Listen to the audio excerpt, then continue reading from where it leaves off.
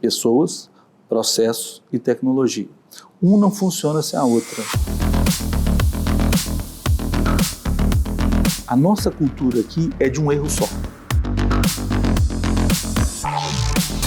Você define a hora que você vai falar com o cliente. Oi, Júlia, é a Valquíria da EPAR, tudo bem? É você entender que você precisa ter uma cultura de treinamento na sua empresa. Este estudo de caso vai mostrar como a EPAR conseguiu escalar o seu atendimento e gerar eficiência. A EPAR é uma empresa que administra carteiras de locação e, apesar de estar localizada em Belo Horizonte, também atende clientes de outras cidades do Brasil, de regiões e realidades distintas. Através de boas práticas, eles conseguem diminuir a abertura de chamados e os níveis de inadimplência, tendo como base processos bem desenhados, uso inteligente da tecnologia e formação de pessoas. Vamos conhecer agora o estudo de casos sobre gestão de chamados e cobrança. Eduardo, quem é a EPAR? A EPAR é uma empresa que nasceu basicamente há 9 anos, né? E a gente atua fazendo gestão de outras empresas. Então o nosso negócio, eu costumo dizer que não é o nosso negócio é o negócio do outro. Então a gente cuida das partes que a gente chama de chatas da história. Então a gente cuida basicamente de questões financeiras, questões burocráticas, questões de processo, que muitas das vezes a gente entende que as empresas não precisam mais estar contidas com essas estruturas, com essas energias. Então a gente busca fazer isso de uma maneira que fique leve para aquele que nos contrata.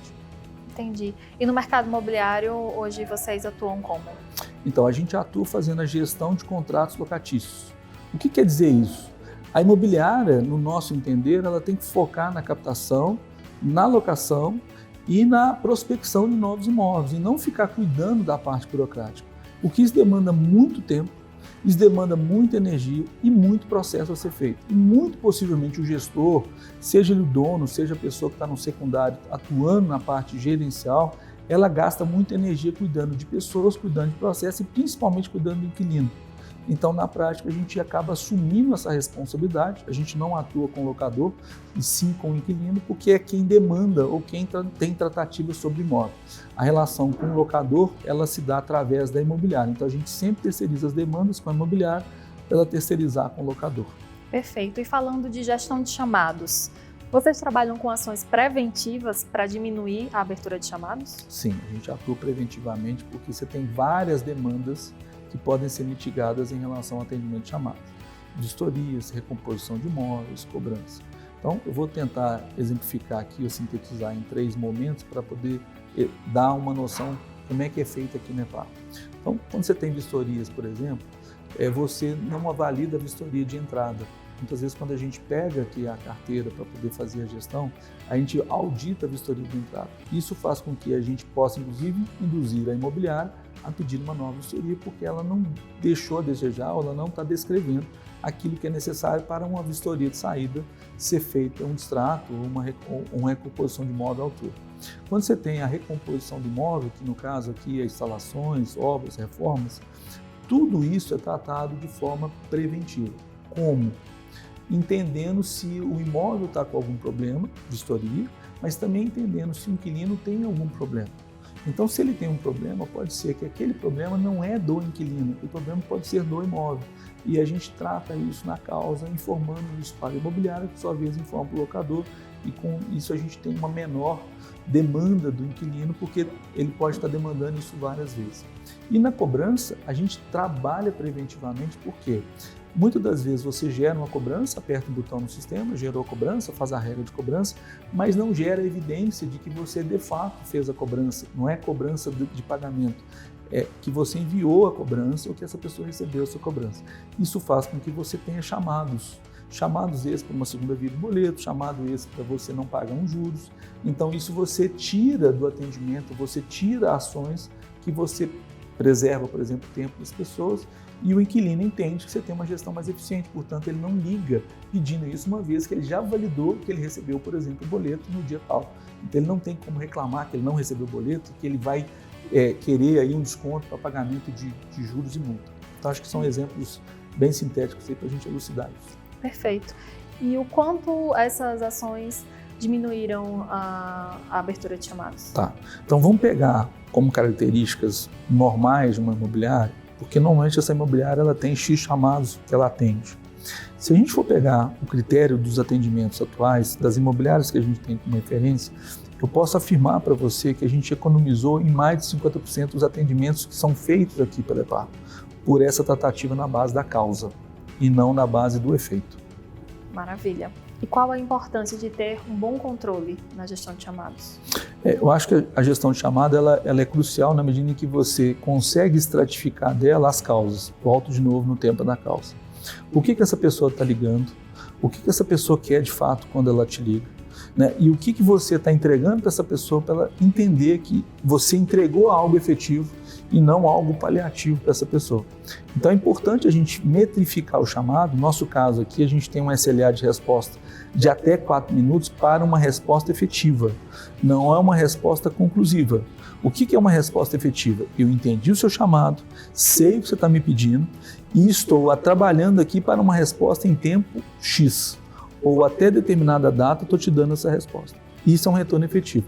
O retorno conclusivo é quando a gente fala, Rai, já conseguiu resolver o seu problema, já está aqui, já estou te enviando, está tudo ok. Se tiver alguma dúvida, eu estou às ordens. Então, esse atendimento metrificado, ele é muito importante, Rai, e muitas das vezes não é dada atenção. E eu não estou falando aqui nem em sistemas, tá? Porque muitas vezes as pessoas podem, e hoje não está também tão barato você ter sistema de atendimento, porque o sistema de atendimento hoje, multiplataformas, eles também não são tão baratos assim para uma imobiliária. Então, é importante a pessoa entender que ela pode talvez fazer um movimento mais assertivo sem necessariamente estar comprando um senhor sistema de atendimento. Basta que ela siga alguns preceitos, por exemplo, como entendimento, metrificação e tratamento das causas. E qual a importância de ter um bom controle na gestão de chamados? Então, acho que sendo pragmático, a gente metrifica aqui em 3 níveis de atendimento. O atendimento resolvido, o atendimento em andamento e aquele que a gente está tratando a causa. Se você tem isso evidenciado, o cliente, o locatário, a imobiliária, ele sabe em que status está esse atendimento. Isso dá conforto. Então, isso ajuda muito no atendimento de chamada. E como é que você consegue gerar escala no atendimento? Então, vamos pensar de forma prática. Se a gente tem vários atendimentos sendo feitos em horário de pico, muito possivelmente você vai demandar mais pessoas para poder atender, ou mais recursos, sistemas, pessoas, enfim. Quando você trata as causas, você inverte essa ordem. Você define a hora que você vai falar com o cliente. Isso tem uma mudança abissal. Então a gente não precisa demandar vários recursos, meios, ferramentas, pessoas, para ficarem exclusivamente para atenderem aqueles chamados num determinado horário. Isso faz com que você seja mais eficiente, você não gaste energia desproporcional, porque você não tem pessoas ociosas depois, porque daquele horário de pico passou, essas pessoas estão ociosas. Então, isso economiza muito e você ganha escala, Rai, que é o principal. Eduardo, como funciona o processo de gestão de chamadas de vocês? Então, a gente tem aqui os famosos filtros, né? Então, você tem os atendentes, as pessoas que recebem esse atendimento aqui humanizado, e ela é treinada e capacitada para poder, em determinados assuntos, responder de pronto ou ter autonomia para poder buscar a resposta e entregar essa resposta. Se ela não tem essa resposta, ou ela não tem essa autonomia em determinados assuntos, ela já automaticamente terceiriza esse assunto também já ter alguém que vai tratar. Então isso você dá uma dinamizada no processo e faz com que o processo se torne inclusive mais ágil. Eu vou te dar um exemplo, né? Se um cliente porventura, ainda que a gente não tenha resolvido um problema da causa, mas ele liga lá pedindo uma segunda via de boleto, isso é um assunto que o CX já tem autonomia para resolver isso de pronto. Então ele já tem acesso, ele já pode gerar a segunda via, já envia lá pelo modelo que o cliente quiser, WhatsApp, e-mail, SMS, e o cliente recebe. Isso faz com que a carga na operação seja diminuída. Então isso gera uma melhor eficiência na própria operação, que em tese não está nem sabendo que esse cliente ligou e até pediu uma segunda via. Então você tira job, você tira tarefa do pessoal da operação. Gabi, fala um pouco de você e do seu papel aqui na EPAR. Eu sou engenheira de produção, eu iniciei aqui na EPAR na parte de processos. Então, no início, a gente ficou estudando cada área e entendendo o que era melhor para formular um processo padrão. E na parte imobiliária não foi diferente. Eu iniciei fazendo cursos primeiro, depois estruturei um processo, a gente criou o Freedom, que é o nosso sistema de gestão padrão. utilizado para fazer a gestão de contratos. A gente modulou ele de acordo com o nosso processo imobiliário e virei gestora de contratos. Fiquei 3 anos nessa carreira e agora eu sou supervisora da área. E como é a sua equipe? Minha equipe é formada por 4 pessoas. Pode parecer pouco, né? Ainda mais para a área de gestão de contratos, que é muita gente trabalhando, né? Mas durante o nosso processo a gente formulou para poder funcionar perfeitamente. Maravilha. E quem são essas pessoas que trabalham junto com você? A Fabrícia, a Valquíria, a Nívia e a Jaqueline. E qual o papel delas? A gente tem uma funcionária que fica para a parte de vistoria, para a parte de avaliação, né, da entrada e da saída do imóvel. A Fabrícia e a Valquíria são gestoras de contratos, que elas vão atuar durante todo o fluxo do contrato. E a Nívia, ela faz o front do atendimento. Entendi. Como é o processo de gestão de chamado de vocês? A gente tem uma pessoa que fica responsável por fazer o front, então ela recebe esse chamado, ela entende para qual área ela pode encaminhar, e aí depois da pessoa tratar, dessa outra pessoa tratar, ela acompanha o nível de satisfação do cliente para saber se ele foi bem atendido, se existe uma outra dúvida que ele queira, um outro chamado que ele queira acionar.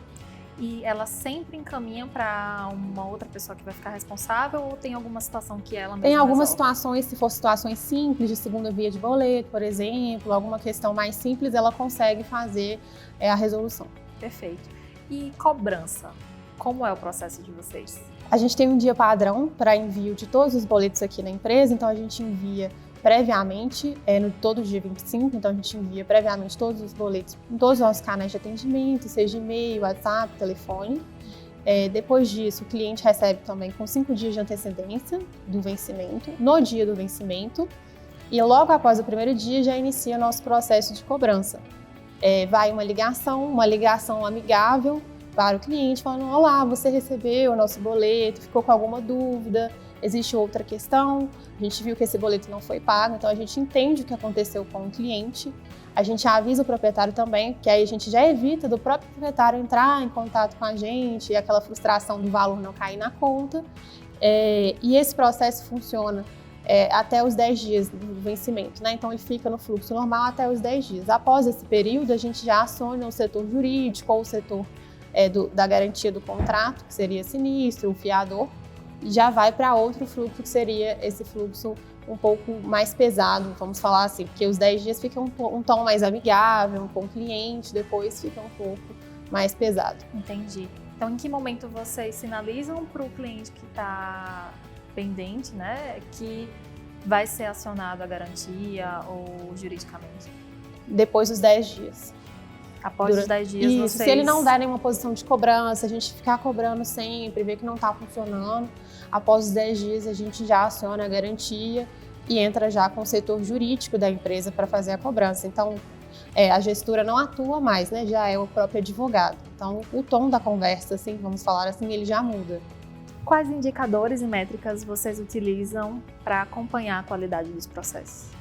O primordial aqui da empresa é o tempo médio de resposta. A gente entende que qualquer resposta é uma resposta, né? O cliente não fica aguardando, ele não fica ansioso e a gente evita, né, um número grande aqui de abertura de chamados, de repetição de e-mail.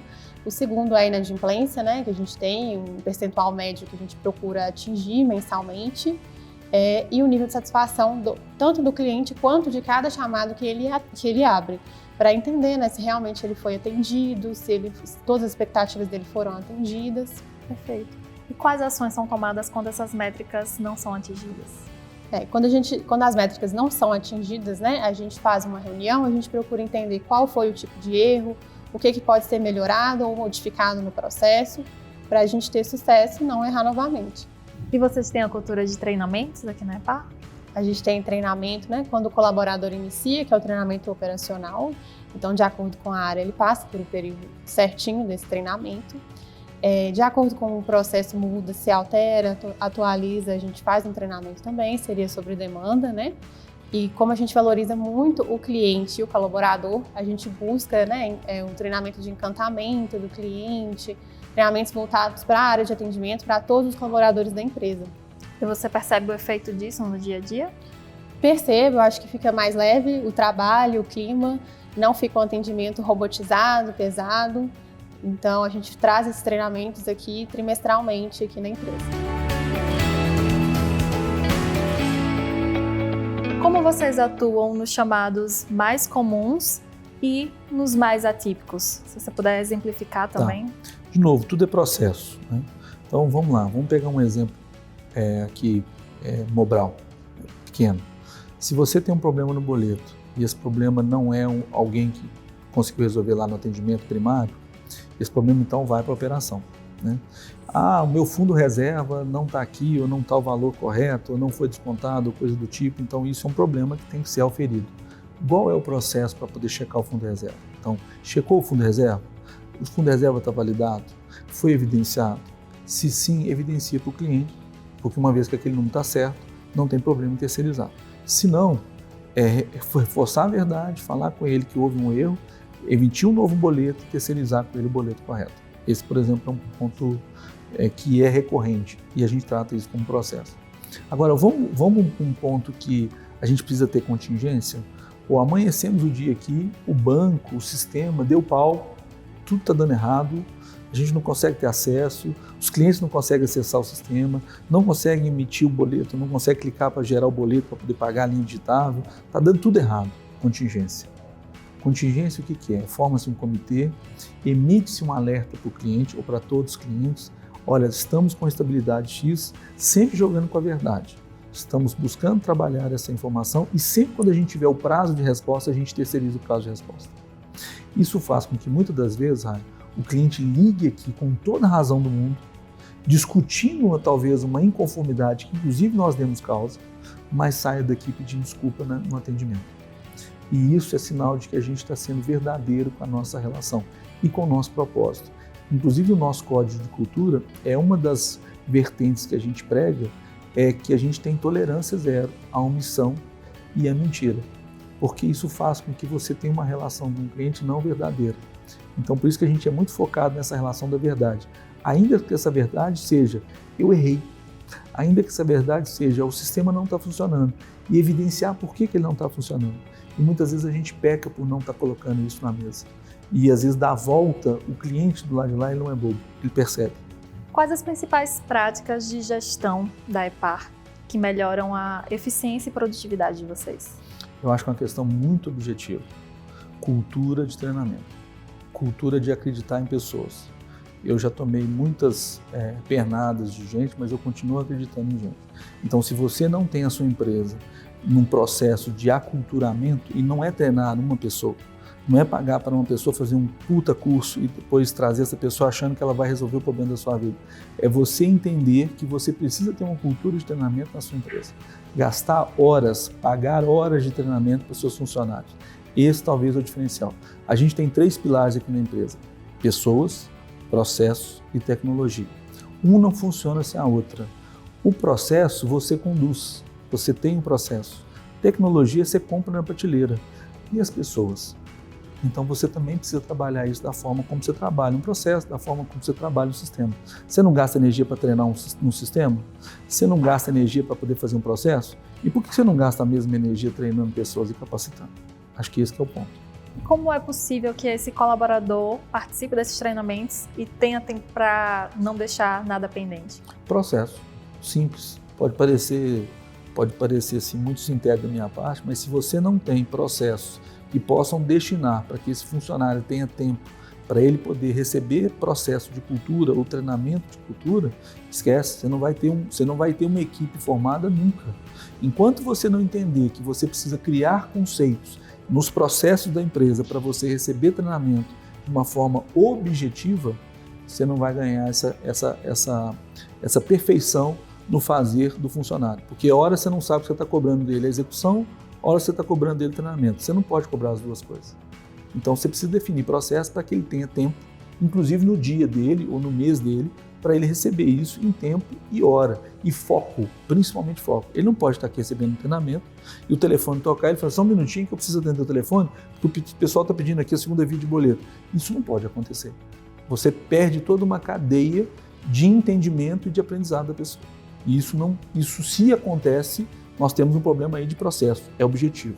E mesmo assim, mesmo com treinamento, com processos, o colaborador vai errar.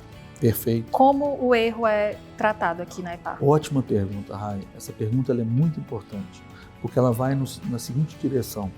Nós somos humanos e como humanos nós temos defeitos, virtudes e qualidades.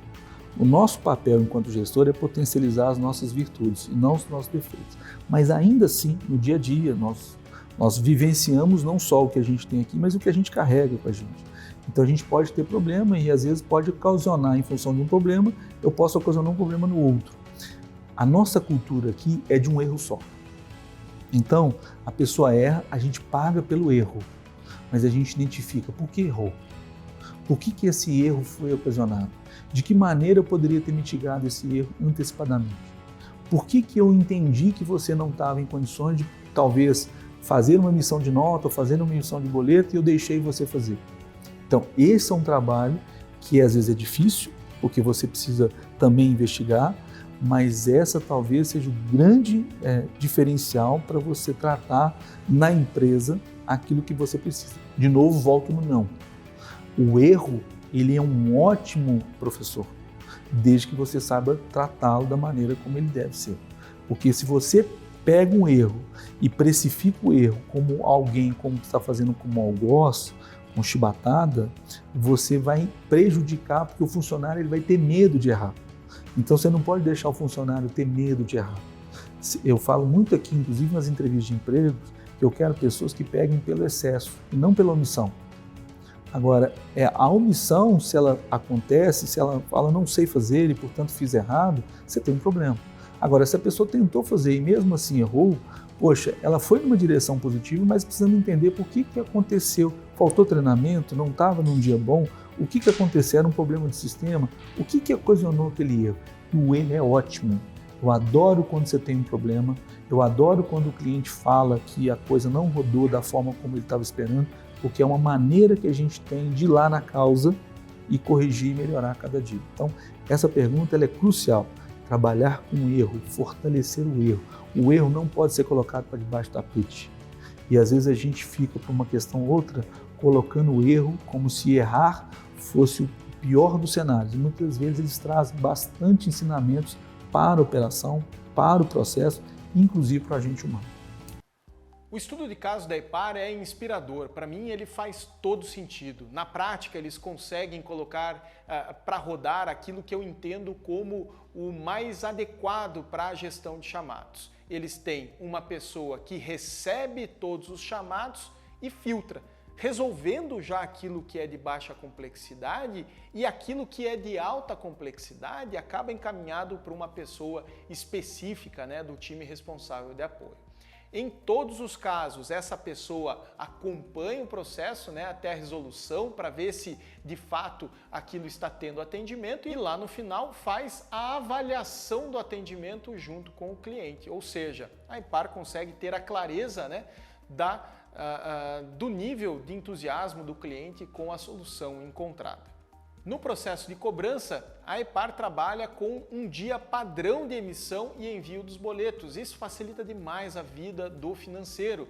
Eles sempre enviam o boleto 5 dias antes do vencimento por todos os canais de atendimento. E quando o pagamento não é realizado até o vencimento, iniciam o processo de cobrança diariamente até que a conta seja paga, até que o aluguel seja pago.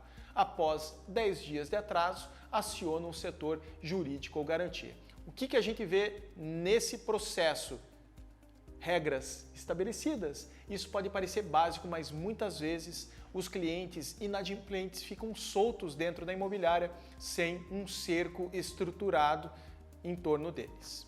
Olhando para a prevenção, a EPAR também faz um trabalho muito interessante, né, de entender a causa dos chamados para prevenir aberturas futuras. Eles estão na prática sempre antecipando, né, de certo modo, ou tentando antecipar o movimento do cliente para reduzir a demanda do dia a dia.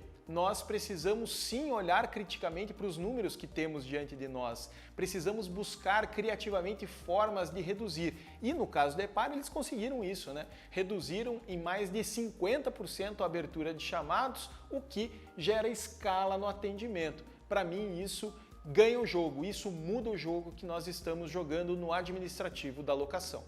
Outro destaque é que a EPAR acompanha de perto o tempo médio de resposta dos chamados abertos e a gente sabe o quanto isso interfere no humor do cliente, né? O que de certo modo também vai contribuir para a resolução do chamado, ou seja, eles estão olhando para um indicador importantíssimo. Por fim, me chama a atenção, né, os treinamentos constantes que buscam justamente melhorar a produtividade. Essa palavra produtividade precisa ser o mote do nosso administrativo na locação. Eles têm treinamentos operacionais de aperfeiçoamento, de atendimento, de encantamento do cliente. Tudo isso é muito bom, mas o que eu mais vejo sentido é ganho de produtividade. Nós precisamos ser mais produtivos na gestão de chamados e eles têm processos, indicadores e treinamento que convergem justamente nessa direção.